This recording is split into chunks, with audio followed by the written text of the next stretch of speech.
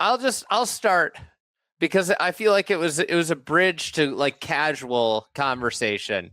Like I brought this up with my wife and she found it amusing. Was the guy showed up late to the tee time, Garrick Higgo. Yep. Incredible. I wrote about this for the newsletter. I would recommend you subscribe. I unloaded the clip there. Fashionably late. Higgo is on time but late.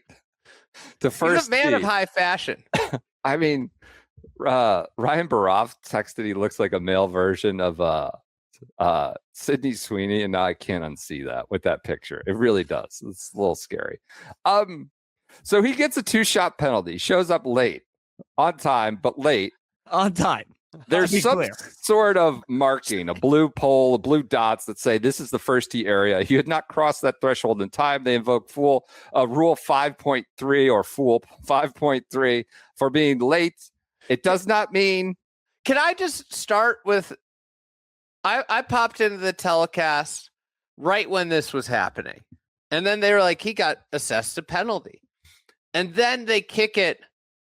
They show the video of him walking up, and the guy's like, you're assessed a penalty. And he just looks at him and he's like, yeah, okay. Like he took it so graciously. In my head, what I was thinking was like, man, he must have had to take a shit or something. I didn't know what he was doing. I assumed the bathroom. Like I was like thinking like he must have known, and he walked up there and said it was more important for me to do that than the 2 shots. Yep. That's what I was thinking in my head. Because of the way he accepted the penalty. He was just like, all right. He shook the guy's hand and I couldn't believe it. I was kind of like, wow. That was like an amazing attitude. The 2 shots, to be clear, that would have him in the lead of the tournament currently. He would be tied for the lead. Smalley and Scheffler and all the names, and Potty, as fellow South African. So you have to cross some threshold. He didn't get across it in time. On time means 7:18:00, not 7:18:01 or before it's 7:19. You have to be there on time. Is 7:18:00. I want everybody to understand something that is drilled into you as a junior competitive golfer from like day one. Is that if you show up a second late to your tee time, you are getting dinged. And like every golf, like our high school coach, if you're not on that tee 10 minutes before, you're late in his eyes and you might get benched, right? Like this is drilled into every youth golfer that you need to be on that tee. It's the only thing that matters. Yes. When don't take 15 clubs, but like even that, it just it's the only thing that matters essentially. This is like the first thing that no matter what. I cannot, like golf is a game where it's like you constantly give shit away. Your shots away. Yeah. What the game drives you insane because you don't feel like you should be giving things away and you do it. So the feeling of giving 2 away without even hitting a shot is insane. And the way he handled it in stride, I just don't know. Incredible. This is one of the most incredible rounds of golf I've ever seen, actually. First of all, he said he ran to the tee. He didn't look like that. He did. He did not. It not didn't look like it. He strode. It's on tape. Walked briskly. So then he accepts the 2 shots. He didn't get there in time. It was 7:19 or 7:18 something or other, and 7:9. So he takes the 2 shots, goes and plays an amazing round that would have him first place, and then's in scoring for 20 minutes. And we're like, well, this is now a thing. This is like, what's going on here? Is he fighting? I love he was asked about it. He's like, oh, yeah, I knew it was happening. I wasn't surprised at all. Was like, well, what were you talking about? He's like, I'm just asking for evidence. It's like essentially saying like, yeah, I killed the guy, but are you sure? Do you have the gun? Yeah. Do you can you get me? Like, I know I did it, but can you get me? And he had already admitted to the crime on the first tee. Yeah. Yes. He goes, And "Do you have accepted. evidence?" Shook He's like, the "Oh, guy's see if they had hand, evidence." I and was like, was "Well, just- you already kind of said it." Just surveying. Like, what do you have and how are you going to display it? I'm really curious, like, what you have on me and where you got it from. And then ESPN, my favorite part of the whole thing was like, they got Zapruder film. I said this on lunch. Yeah, like, it's zoomed in on him, and they got the spotlight, and everybody else is blacked out, and it's like Even the following his path. Like, Yeah. it's just incredible. And it is logistically, it's congested, but not for the players, really. Like, you No. can still get there just fine. You got to walk down this little hill. It was What totally about fine. his caddy yelling at him? Well, he's like, I didn't have a watch. I didn't have a phone. My caddy was returning a TrackMan, I assumed, to like a locker or a car. But his caddy's on the tee ahead of him. Like, it does. If you don't have the watch or the phone, are you going to err on the side of like caution and just go? All right. Well- So he starts arguing about the card. Some quotes. I wouldn't have been late if I knew I was running late, which just is a malaprop. Like, it's incredible. Yogi Somebody said Berra. it sounds like a Michael Scott. Yeah. Yeah. I was The whole thing obviously sounds like a Michael Scott. I was obviously there on time, but late. You know what I mean? And Shane Ryan, this was like, no, I don't know what you mean. What do you mean by on time but late? Well, I was late. I mean, 1 second is tough. 1 second is tough to define. It's literally among the easiest things to define. It's finite. It's a second. It's the most black and white, clear, crystal clear definition of There are anything going. Thousands of ways to determine how long a second is, and they all get the same result of what is a second.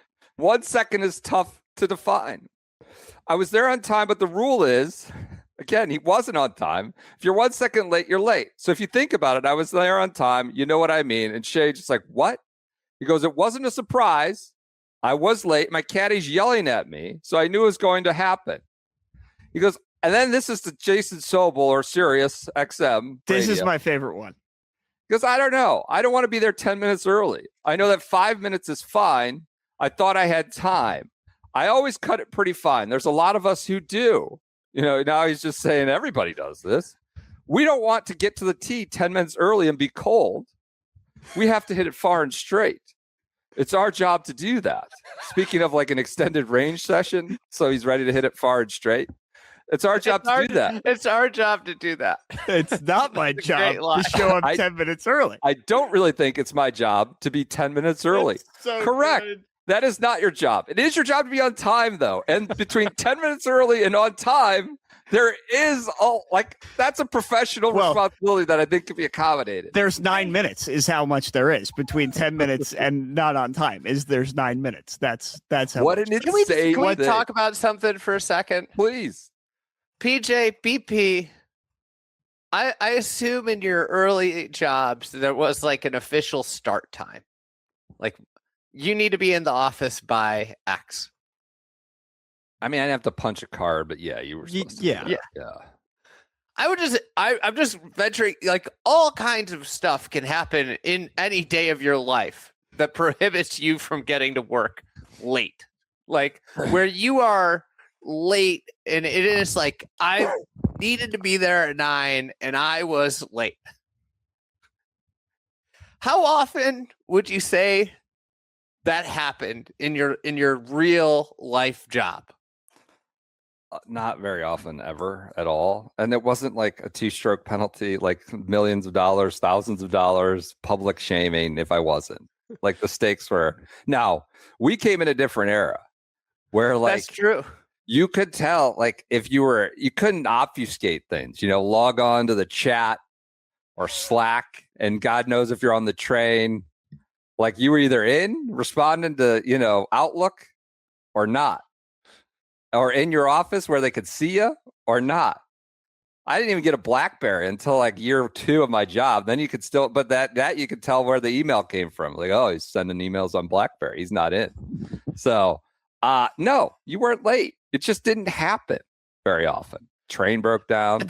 That's what, like, what would constitute a late arrival for me is like the CTA shut down on Right. me, you Right. know? Right. And like, Couldn't get Right. there. Well, he takes This a different is approach. like a golf tournament. It's understandable if you're late to a golf tournament. Okay, I was 10 minutes late. I'm usually there an hour early. His It's explanation. completely This is ridiculous that he was late to the first round of a major championship. It's insanity. Not even that. It's not like he got stuck in traffic and like wasn't there. He was. That's what I'm saying. He was literally on the putting green. Right. He's like, he thought, he was doing physio at like 5:15 in the morning. He said he's like been there for 2 hours at that point. His explanation: I'm already in the clouds a little bit as it is, and then I don't have my phone and I don't have a watch. What does in the clouds mean? He's out to lunch. He's airhead. aloof. He's spaced out. He's just generally he's talking about himself. Yes. Yeah, Yeah. I kind of love that. I Just love pleading complete ignorance. Like, I'm an idiot all the time, so that's fine. I thought he might have been saying he was stoned. Well, that was my I mean- guesses. He's in the bathroom. He's having a doobie in the bushes, and he just was a little late. Having to say, like, what? How does this happen? If you know me, then you know I'm very casual and laid back. I was obviously too casual, and I cut it too fine. Like, just too casual. That's it. I'm in the clouds. Too casual. That's all we got. I mean, you should have just said you had like just What if he crippling loses by diarrhea, one and shot? that would be better to say that I was too casual. What? What if he loses by one shot? It's like the I sports would- story of the century. I think that might be why he was acquiring all the evidence against him. Because I think we might get an appeal.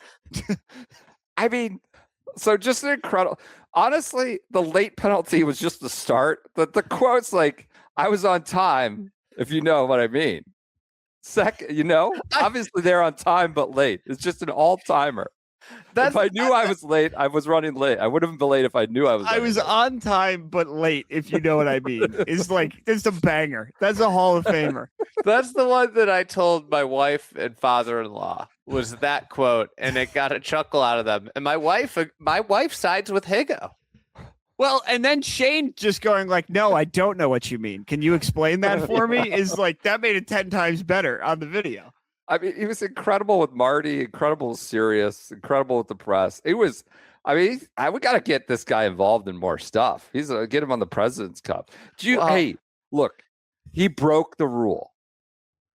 Any part of you feel like this is a little too, like, just not commensurate? It's like putting a guy away for 20 years for having an ounce of weed. Like, not he was right there. He wasn't due up to hit yet. I'm playing devil's advocate here. He made it there when it was his turn to hit. He was there by his turn to hit. If you don't have 5 guys to start an NBA game, they don't pause the game. You play with 4. So it's like a multiple point until your 5th guy shows up. Like, it's a big penalty. Or you miss your time on the draft, NFL draft clock. It goes to the next pick. So what I'm hearing is that you don't think the pitch clock rules are hard enough. A 1 ball is just not enough in a given count. You want pitch. harder. Go take it to first. Think about it. The pitch, the singular pitch would be like, you know what? You're DQ'd. You lose the pitch. An incredible story. Probably story A of the day. Higgo just becomes this mainstream sports fascination. Like, how are you late? I mean, non-golf people are probably like, this is stupid. He was there when it was time for him to hit his drive.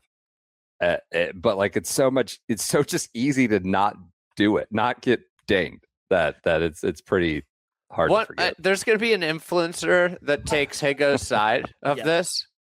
And then they're going to have Higgo on to talk like a week later. Oh yeah. That's such a good call. Let's just lean into it. It's like anytime there's uproar over like a reinstated amateur issue or like, they'll absolutely capitalize, swoop in, and thirst off Here, it. I'll say it just for Joseph. We're not on your side, but Garrick, if you want to explain on Lunch with the Boys, you're more than welcome. We'd love to have you. Amusement Boys is open for business. We want to be very clear. Flashing sign. Amusement 2. I gotta say, Go ahead. What are you One going to last say? Higgo thing. One closing thought. He might have, cost himself money in the tournament. I think this was a good day for Garrick Higgo in the PR department. Great. Like way more popular, like launched in fan appeal because of this. I agree. I like him. Day. I'm way more in on Higgo. I want him on the President's Cup team. Did you tweet that or was it Lamani? I tweeted that. He's like he did today. He's going to be on the President's Cup team. There was a thing where like ESPN suggesting this might cost him the championship. And they're like, what's going to cost him the championship is because he's Garrick Higgo. Like there was like, this was of course at like 7:25 a.m. before he shot quote unquote a 67. That was a 69. But he wasn't going to win. Maybe he will now. Maybe he'll be around it. Good stuff.